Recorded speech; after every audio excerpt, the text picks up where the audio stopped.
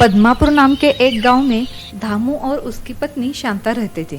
उन्हें 3 बेटियां थी, शालिनी, मालिनी और रागिनी। धामू और शांता सुबह जल्दी उठकर सब काम निपटकर खेतों में जाते थे। फिर बाकी का सारा काम निपटकर तीनों बहनें स्कूल जाती थी।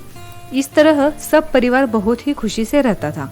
हर रोज शालिनी सोते समय छोटी बहनों को परी कथा सुनाती थी, लेकिन उन्हें पता था कि परी सच में नहीं होती है, लेकिन उन्हें सुनने में बहुत अच्छा लगता था। शालिनी दीदी, आज हमारे स्कूल में सोनिया ने मोतीचूर के लड्डू लाए थे, पर मैंने उसे बिल्कुल नहीं मांगे। बहुत अच्छा किया जो तुमने उसे लड्डू नहीं मांगे। हाँ, क्योंकि हमें दूसरों की कोई भी चीज नहीं मांगनी चाहिए। दीदी, पर हमें कब मिलेंगे ऐसे लड्डू खाने को? तुम कहानी वाली परी को बताओ ना कि हमें बहुत सारे लड्डू दे दे। हाँ हाँ, कह दूंगी, लेकिन अब तुम सो जाओ, सुबह जल्दी भी तो उठना है। हाँ हाँ, ठीक है दीदी। फिर सब सो जाते हैं। अगले दिन रविवार था, स्कूल को छुट्टी थी। फिर सबने सोच लिया कि आज सब खेत में चले जाते हैं। इतने में रागिनी कहती है, हम खाना भी खेत में ही खाएंगे। फिर सब खाना लेकर खेत में चले गए। खेत में जाते ही शालिनी अपने माता पिता के साथ खेतों में काम करने लगी, और वही पास में मालिनी और रागिनी पेड़ के नीचे खेलने लगे। दोपहर के 12 बज गए थे। सबको भूख लगी थी। अरे चलो, बहुत हो गया काम, मुझे जोरों से भूख लगी है। अरे बच्चों, आ जाओ, हमें भी भूख लगी है। तुम यह सब यहाँ बैठ जाओ, मैं पास के कुएं से पानी लेकर आता हूँ। जल्दी आ जाओ पिताजी, हम सब मिलकर खाना खाते हैं। बहुत देर हो गई, लेकिन धामू वापस नहीं आया। अरे कितनी देर हो गई, लेकिन तुम्हारे पिताजी वापस नहीं आए। तुम यहीं रुक जाओ, मैं देखकर आती हूँ। नहीं माँ, तुम अकेली मत जाओ, हम भी तुम्हारे साथ आते हैं। ठीक है, चलो। फिर सब कुएं की ओर जाते हैं। वहां देखा तो पानी का हंडा वही पड़ा था, लेकिन वहां धामू नहीं था। हे भगवान, तुम्हारे पिताजी कहाँ चले गए?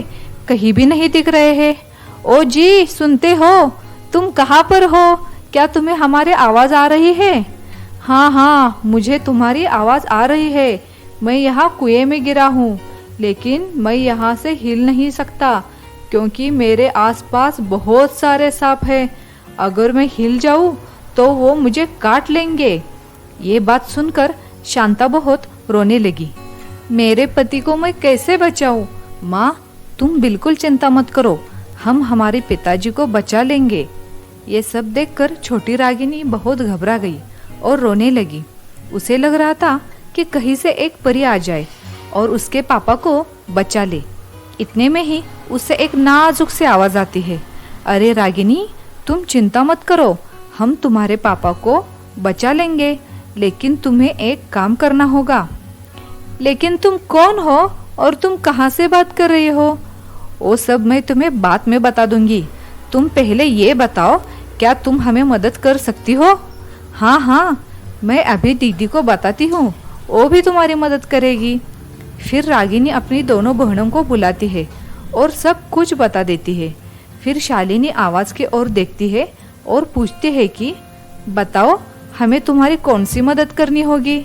हाँ, लेकिन तुम कौन हो ये तुम्हें बताना होगा। फिर परी उन्हें सब बताती है। देखो, मैं एक आसमान से आई हुई परी हूँ। मैं रास्ता भटक कर यहाँ आई तो एक दुष्ट राक्षस ने मुझे इस कुएं में बंद कर दिया और बहुत सारे सांप छोड़ दिए ताकि मैं बाहर ना जा सकूं। अगर तुमने मेरी मदद की तो मैं तुम्हें बचा सकती हूँ। ये सब सुनकर तीनों बहनें बहुत खुश हो जाती है। ठीक है, तुम बता दो, हमें क्या करना होगा? तुम्हें गांव जाकर एक हंडा भरकर दूध लाना है और इस कुएं में एक जगह पर डाल देना है। इसकी वजह से सब सांप एक ही जगह में जमा होंगे और दूसरी जगह से मैं तुम्हारे पापा को लेकर बाहर आ जाऊंगी। ठीक है, हम अभी दूध लेकर आते हैं। ऐसा कहकर तीनों बहनें गांव की तरफ गई और थोड़ी ही देर में हंडा भरकर दूध लेकर आ गई। फिर शालिनी ने सब दूध एक ही जगह पर डालना शुरू कर दिया। वो दूध देखकर सब सांप एक जगह में आ गए। फिर परी धामू को लेकर हवा में उड़ती हुई ऊपर आ गई। सब उससे देखते ही रह गए। शालिनी दीदी, ये तो तुम्हारी परी कथाओं की परी से भी बहुत ही खूबसूरत है। परी रानी, क्या मैं तुम्हें हाथ लगा सकती हूँ? हाँ हाँ, क्यों नहीं। ऐसा कहकर परी ने तीनों बहनों को हवाई सफर करके लाती है। फिर परी कहती है कि तुमने मेरी बहुत मदद की है, बोलो तुम्हें क्या चाहिए।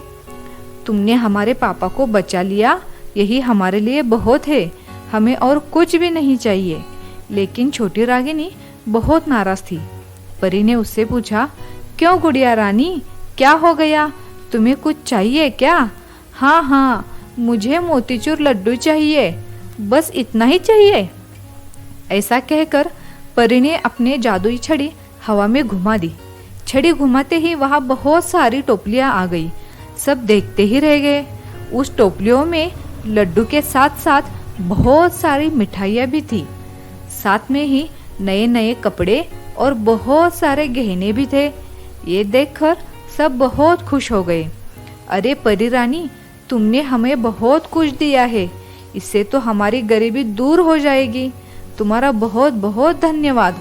फिर परी सबको अलविदा कहकर आसमान में दूर चली।